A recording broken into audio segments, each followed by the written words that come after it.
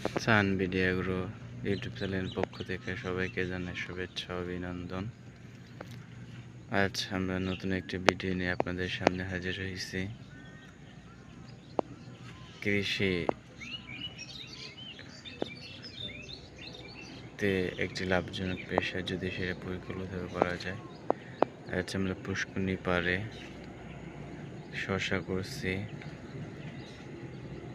শশাটা দেখেন, গাছ আলহামদুলিল্লাহ কত সুন্দর হয়েছে।